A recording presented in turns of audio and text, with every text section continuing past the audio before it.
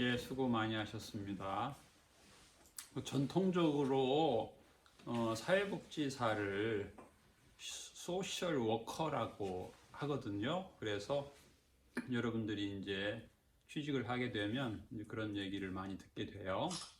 그런데 제가 신조어를 하나 만들었어요. 이제는 사회복지사는 소셜 워커로 끝나는 게 아니고 소셜 네트워커, 이런 단어가 있는지 모르겠지만 이 무슨 뜻이냐면은 옛날에는 좀 이제 부한 자가 가난한 자를 돕는 거죠. 이제 그런 일을 이제 이렇게 하는 사람을 이제 소셜 워커라고도 이제 하고 그랬는데, 이제는 내가 뭐 부자면 얼마나 부자겠어요? 내 손이 제한돼 있잖아요. 그래서 이제는 타인의 손을 빌려야 되고 연대해야 되고 연계해야 돼요. 그런 의미에서 여러분 중에 누가 나중에 교수가 되면 이런 말을 책에 써주세요. 고경률이라고 하는 분이 이제는 사회복지사는 소셜 워커가 아니고 소셜 네트워커다, 이런 말을 했다. 그래서 이제 그러다 보니까 이제 기사를 작성해야 돼요. 연대하고 연계를 하려면. 그러니까 여러분들 역할 중에 하나는 뭐냐면 기자예요, 기자. 단순하게 이제 옛날 궁궐의 도승지 역할. 여러분 그런 유튜브 들어봤습니까? 제가 한 강의 중에 적자 생존이라는 강의 들어봤어요? 네. 그래서 이제 어떤 분들은 저녁에 잠자기 전에 제 유튜브를 듣고 잔다고 하는데, 그러다 보니까 제 강의가 굉장히 겹치거든요. 똑같은 내용을 봄에 한 거 여름에 또 하고, 여름에 한 거 겨울에 또 하거든요. 그런데 이렇게 자면서 듣는 분은 항상 새롭대. 그런가 하면 새벽에 일어나서 듣는 분이 있어요. 그분들은 왜 한 얘기를 또 하냐고. 왜 한 얘기 또 하냐고. 이건 2월 달에는 2월 그 사람한테 한 얘기예요. 그리고 이제 그러다 보니까 여름에 조금 다르겠죠. 그리고 또 그런 것도 있어요. 이제 지금이 이제 여러분은 이 중에 건강한 분은 요새 왜 이렇게 안 추워? 11월이 됐는데 왜 이렇게 안 추워? 그런 분도 있고, 좀 몸이 약한 분은 10월인데 왜 이렇게 추워? 그런 분도 있어요. 10월에도 추웠어요, 사실. 영하로 떨어졌었으니까. 근데 이제 우리가 이제 사회복지 업계는 이렇게 막 건장한 분들이 주 고객층이 아니고 비교적 약한 분들이거든요. 그래서 24절기에 따라야 좋다. 이것도 제 학설이에요. 전통적으로 도시인들은 12월이 돼야 춥다, 11월까지는 안 춥다, 이게 정설인데, 농사에 있어서는 10월 초에 한로라고 하는 24절기 중에 한로라고 하는 절기가 있는데, 이 절기가 건강한 사람은 별로 의미가 없다고 생각하지만 이슬이 내리는데 이게 1도 이슬이 내리는 거예요. 1도 이슬을 여러분 밤새 맞으면 어떻게 되겠어요? 사람이 추워요. 밤새 그 이슬이 적당히 내리는 게 아니고 많이 내리거든요. 그러면 이제 건강한 사람은 밤새 맞아도 괜찮아, 1도짜리는. 그리고 이제 눈을 밤새 맞으면 곤란하겠죠. 그런데 농작물은 특징이 많이 있어요. 예를 들자면 고구마는 이 1도짜리 이슬을 잔뜩 맞고 나서 캔 고구마는 장점이 뭐냐면 조금 크기가 커요. 단점이 뭐냐면 얘는 일주일 내에 먹어야 돼. 그 말은 내년 봄까지 못 먹는다는 얘기예요. 그런데 한로를 맞지 않은 거, 9월 말에 캔 것은 내년 봄까지 먹을 수 있는 거예요. 그러니까 이 굉장한 차이예요. 이제 시각적으로는 얘를 10월 초까지 뒀다가 캐면 크니까 이게 좋지 않겠냐, 그런 생각할 수 있는데 걔는 금방 상해요. 그래서 이제 9월까지 소출을 하는 게 그게 이제 내년 봄까지 먹을 수 있으니까 좋아요. 왜냐하면 이제 그 고구마는 적정 동절기 보관 온도가 12도에서 15도니까 그 밑으로 11도가 돼버리면 얘가 냉해를 입어가지고 썩어서 맛이 없고 한 달만 지나면 못 먹게 돼요. 그런 의미에서 사회복지에 비슷합니다. 그래서 10월 초 이 찬설이가 내리면 건강한 사람은 난방은 12월에 해야 된다. 왜 난방을 10월에 하냐 뭐라고 하는데 그런 분들은 10월에 난방을 해야 되는 거예요. 1도만 돼도 추우니까. 그래서 이제 그런 의미에서 10월이 동절기예요. 이 노약자, 노인들 이런 분들한테는. 그래서 여러분들이 이제 나중에 하게 되면 그런 염려를 해야 되는 거죠. 그 다음에 이제 24절기 중에 이제 상강, 이건 이제 서리가 내리는 거예요. 분명 일기예보에서는 오늘 아침 최저 기온이 6도라고 했는데 나가 보니까 그냥 아주 무서리가 내린 거야. 이건 추운 거예요, 사실. 왜냐하면 어쨌든 무서리는 그게 영하잖아요. 얼음 덩어리니까. 근데 일기예보에서는 왜 그걸 최저 기온 6도라 그랬는데 왜 이런 무서리가 내리냐? 일기예보는 그 아주 잘 갖춰진 잔디밭에 백엽상을 잘 짓고 재기 때문에 여러분 좋은 토양은요 굉장히 부드럽고 그 안에 미생물이 많아요. 거기서 열이 발생해요. 게다가 지열 해가지고 얘가 대기는 0도인데 이 땅 지열이 올라오고 미생물이 활발하게 활동하니까 얘가 6도인 거야. 근데 이제 노인들은 최저 기온 6도라고 하지만 영상이라고는 하지만 아니에요. 위험해요. 그래서 이 사회복지업계의 사계절은 보통 건강한 사람 사계절하고는 차이가 현저히 나는 거예요. 그래서 동절기 하면 어떤 사람은 12월이 돼야 동절기다 그러는데 10월부터 동절기로 봐야 될 필요가 있어요. 그래서 여러분 이제 선배가 업무 인수인계서를 8월 달에 작성한 걸 계속 인수인계하면 그걸 매주 고쳐야 되는데 안 고쳐. 이 선배가 잘했는데 왜 고쳐? 아니에요. 고쳐. 매주 일기 변화가 심하니까. 그런데 오늘 같은 경우도 8시 반에 와서 창문을 다 열어놨어. 그분은 나름 열심히 잘한 거지. 근데 그게 이제 제가 며칠 전에 일기예보상으로 오늘 거 못 봤지만 오늘이 최저기온 0도로 4일 전에 나왔었거든요. 근데 아침 8시 반에 한 2, 3도 때 창문 다 열어놓으면 난방 해봐야 아무 소용없어. 지금 난방 보일러 켜놨거든요. 그러니까 여기 자세히 읽어봐야 돼. 깨알 같은 글씨에 써 있어요. 가을에는 점심 식사하러 가면서 창문을 열고 점심 먹고 와서 닫고, 그 다음에 동절기, 하기야 10월이 가을인데 우리 사회복지업계에서는 점심 먹고 와서 1시 반에 한 10여 분간 동절기 영하권으로 떨어지게 되면 창문 1시 반에서부터 1시 2, 30분까지 한 2, 30분 이내로 열었다가 너무 또 혹한기가 되면 10분 만에 한기를 끝내야 돼요. 안 그러면은 개중에 이제 저체온증인 분들은 감기 걸리거든요. 그래서 요즘에 감기 걸리면 요새 복잡하잖아요.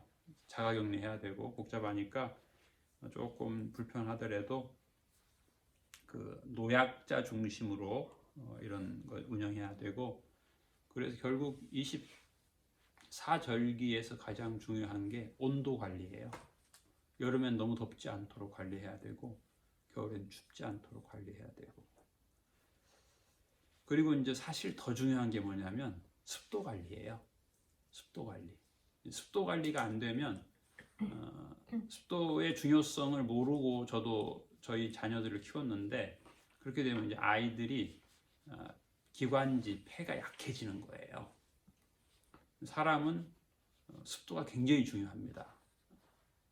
그러니까 겨울 환절기에 감기를 안 걸리려면 좀 과장해서 표현하면 습도 관리 해주면 안 걸려요.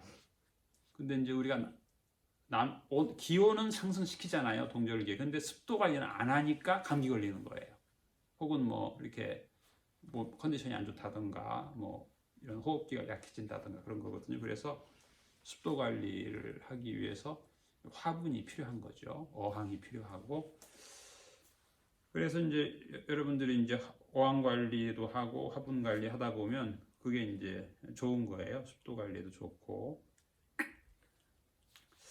이제 원칙적으로 이제 모든 문서는 한글 문서로 작성합니다. 그 중에 이제 또 특별히 뭐 엑셀을 써야 될 부분이 있긴 하지만은 그것도 이제 한글로 전환해서 그렇게 우리가 합니다. 여기 이제 워드 부분에 탁월하지 않은 부분들도 있기 때문에. 그 다음에 이제 실습이라고 하는 것을 뭐 이거 뭐 예를 들어서 뭐 간호보조사는 뭐 실습 600시간 하는데 뭐 이거 120시간 이거 완전히 뭐 소풍 가는 거다 이렇게 생각하는 분도 있는데 또 너무 또 이렇게 소풍 가는 걸 생각하는 게 또 곤란할 수도 있어요. 그래서 그 우리가 기준이 뭐냐면 한 달 동안 훈련소 입소하는 거다. 여기에 적합하지 않은 분들은 실습을 하는 게 힘들게 된다. 그런 권장을 많이 합니다. 그래서 여러분들이 혹시 주변에 누가 온다고 하면 그 얘기를 꼭 해주세요. 한 달 동안 훈련소 입소하는 거기 때문에 미취학 아동이 있으면 스트레스 많이 받는다. 그런 얘기 해주셔야 돼요. 그 다음에 이제 또 하나는 이제 짧은 기간이지만 이게 또 인턴 사원 기간이라고 생각을 하는 사람이 좋아요. 그런가 하면은 또 이제 취업을 나는 할 수 있다라고 생각하는 게 좋고, 또 이제 막상 취업을 시도해 보면 또 잘 안 돼요. 왜냐하면 젊은 사람만 뽑으려고 그래요. 컴퓨터에 능한 사람, 타이핑 속도가 탁월한 사람, 뭐 홍보 전문가, 기사 작성 전문가 이런 사람 뽑기 때문에 결국 창업을 해야 돼요. 창업. 그렇기 때문에 창업을 하기 위해서는 또 근무 36개월 이상 근무를 또 해야 되니까 이게 좀 딜레마가 있긴 한데 그런 것도 있고. 그래서 또 이제 우아하신 분들은 좀 비싼 옷을 입고 올 수 있는데 일하다 보면은 그 옷이 막 상해요. 그러면 또 속상하잖아. 이거 명품인데 애가 와서 안기면서 코를 묻혔어. 어제 드라이 클리닝 비싸게 주고 한 건데 속상해. 그러니까 옷은 좀 싸구려 옷을 가지고 와서 입는 게 좋아요. 그 다음에 노트북 컴퓨터는 매일 휴대하셔야 되고 사용하셔야 돼요. 바쁘다 보면 사용을 안 하고 하루가 지나갈 수도 있지만 그래도 10분이라도 이게 여러분들 장차 취직이라고 하는 것은 이 컴퓨터 역량이 업이 된 사람만 뽑아요. 그러니까 자꾸 친해져야 돼. 나 이거 실습 때만 하고 안 쓸 거야. 뭐 그렇게 하지 마시고 컴퓨터하고 친해져야 돼요. 그 다음에 이제 일지를 퇴근 후에 작성을 하는데 가능하면 새벽에 일어나서 작성하기를 권합니다. 왜냐하면 과거에 퇴근해가지고 일지 작성하다가 남편하고 부부싸움 한 사람이 있어요. 밥도 제대로 안 하고 간식도 안 챙기면서 가족을 그렇게 외면하고 혼자 그렇게 컴퓨터만 하고 있냐. 그래서 이제 이걸 방지하기 위해서 미리 편지를 쓰라고 하거든요. 남편한테 내가 2달 동안 아내 역할을 못하게 됐으니까 양해해달라. 그런 사람은 부부싸움 안 하는데 뭘 그런 걸 편지 쓰냐고. 안 쓴 사람이 꼭 그러더라고. 우리는 부부 사이 너무 좋다고. 그래놓고 싸워가지고. 그러니까 하여튼 제가 10년 동안 해마다 40명씩을 이렇게 실습하면서 별별 사람 다 봤잖아요. 그렇죠? 뭐 나는 따기 싫은데 남편이 따라고 몇 년 동안 강요해서 어쩔 수 없이 왔다. 근데 그 사람 아주 행복하게 실습한 사람이 있어요. 그러니까 별별 경우 많아요. 그러니까 이게 다 여러분 위해서 하는 얘기인데 뭔 저런 잔소리를 시시콜콜 하나. 아니 400명의 그 가정사에 보통 일이 없었어요. 그러니까 꼭 쓰세요. 또 시어머니한테도 쓰고 형제 자매 왜 언니가 2달 동안 이렇게 전화도 안 하고 말이야 뭐 뭔 일 있냐. 그러니까 꼭 쓰셔야 돼. 2달 동안 나는 감옥 갔다. 네, 그래서 새벽에 쓰는 게 좋은 것인지, 어떤 분은 막 나는 새벽 안 된다 막 그런 분도 있긴 한데, 그래서 가족들한테 이제 피해를 좀 줄이라는 뜻이에요. 복지부 평가 지표라고 하는 게 있어요. 그것도 이제 한번 드릴 테니까 한번 보시고, 실습 교과서를 읽어보셔야 돼요, 여러 번. 그래서 나는 그 내용을 본인이 이제 일지에다가 응용해서 바꿔서 써야 돼요. 근데 어떤 분은 100% 그대로 카피해서 올리는 분이 있어요. 사실 거기에 오자가 많거든. 오자 100% 그대로 올리는 분도 있어요. 그러지 마시고 응용하라는 뜻이에요. 예시문이고 여러분은 연구해서 내년도 예산서를 짜라. 내년도 사업 계획서 짜라 그런 건데, 작년 거 사업에서 그대로 100% 올리는 분이 있어요. 그러지 마시고 내년도 예산서를 짜라는 거예요. 그다음 여러분들이 학교에서 최종 성적표라고 하는 게 있어요. 55개 항목인데 그걸 제가 여러분들한테 전혀 가르쳐 주지 않아요. 여러분들은 그걸 인터넷을 통해서 연구하시는 거예요. 예를 들어서 그 점수표에 이 사람은 가족 역동에 대해서 다 이해하고 있다, 또는 가족 역동에 대한 프로그램을 진행했다, 이런 거 있는데 제가 전혀 안 가르치거든요. 인터넷으로 검색해서 가족 역동에 대한 학문적 지식을 습득하고 응용해서 하고, 그 다음에 이제 블로거가 되라 여러분, 유튜버가 되라. 그러면 어떤 분은 집에 가서 바로 그걸 자기 가족들이 모여가지고 가족들이 뭐 십자수 목걸이 만들기 해가지고 찍어가지고 바로 인터넷에 올리고 그런 분도 있어요.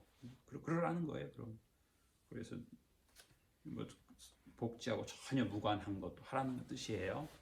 어쨌든 PR, 자기를 피나게 알려라. 그래서 센터 카페를 또 관리하죠. 어떻게 보면 이거 다 센터장이 해야 될 건데 센터장은 손 하나 까딱 안 하고 나보고 카페도 관리하라고 하고 뭐 프로그램 기획도 하라 그러고, 나 너무 슬프다. 집에 가서 남편한테 일을 어찌할꼬 그래. 남편이 관둬 그랬어. 그래서 슬퍼하지 마시고 센터장은 손 하나 까딱 안 하고 기획 다 나 시키고 인터넷 홈피 관리 다 시키고 어쩔 수 없어. 뭐 여러분 딱 15일 하는 건데 뭐 하셔야 돼요. 하셔야 여러분들이 취업할 수 있어요. 취업 면접 가가지고 뭐 해봤냐 하면 나 유튜버, 내가 유튜버 올린 건수가 50개가 넘고 블로거 올린 것도 50개고 뭐 홍보 기사 작성 50개고 이렇게 나가야 요새는 합격하는 시대예요. 그래서 그런 거예요. 그 다음에 여러분들이 기자다. 제가 그래도 기자다. 그 말은 뭐예요? 항상 사진 찍는 사람이에요. 이게 건수 올리는 거거든요. 그래서 얼마나 그 사람이 사진 많이 찍었냐, 이게 여러분 점수예요. 그 다음에 사진만 찍는 게 아니고 이걸 또 가공하는 거예요. 기사 작성. 이 사진은 뭐다. 근데 어떤 분들은 어저께 일지나 오늘 일지나 내일 일지 똑같아. 첫 커트는 청소, 두 번째 커트는 소독, 세 번째 커트는 뭐가 뭔지 전혀 변화가 없어. 그러면 안 되고, 물론 이제 형편상 뭐 내 얼굴이 나와야 된다고 해서 그러기도 하는데, 이제 아동들 사진을 찍는 거예요. 얘가 뭐 하는 거다 이게. 그리고 장단점이 뭐고 유익하다. 지금 아이들이 예를 들면 연극 치료 교실을 하고 있잖아요. 지금 난타 교실 하고 있고, 애들이 난타 쳤다. 그러고 끝나지 마시고 아들이 북을 치면서 애들이 신나한다. 스트레스가 해소될 것 같다. 정서적으로 좋을 것 같다. 분노 표출이 되니까 뭐 이런 여러 가지들을 여러분들이 가공을 하는 거예요. 그래서 이제 그게 이제 홍보성이 되는 거죠. 우리 아들이 가서 쓸데없이 북만 친 게 아니고 이게 정서적으로 유익하구나. 엄마들이 볼 때. 점심 식사 11시 반 팀 어떻게? 그렇게 해서 여러분들이 그 SNS 활동을 많이 하면 그게 다 유익하다. 최대한 하라는 뜻입니다. 그리고 도서관 활동, 독서 활동 매일 30분 이상씩 독서 활동 여러 번 하시고 또 그런 것도 뭐 이렇게 홍보할 수 있겠죠. 무슨 책을 봤는데 내용이 뭐다. 이거 학부모, 자녀를 둔 부모에게 참 유익한 책이다. 혹은 뭐 중학생에게 참 유익한 책이다. 이런 것들 서평처럼 책을 홍보하는 거죠. 독서 권장하는 거죠. 이런 것들 다 막중한 어깨가 무겁지만 어차피 하는 거 책 왜 나보고 책을 보라 그래? 왜 30분씩 하루 책 봐야 돼? 아 슬퍼 그러지 마시고 유익하다. 이 독서에는 치유 효과가 있으니까 인생을 살면서 다양한 상처가 있는데 책을 보면서 좋은 정서적 효과가 있다 생각하시고 어쨌든 까르페 디엠 오늘 즐깁시다. 감사합니다. 이상입니다. 감사합니다.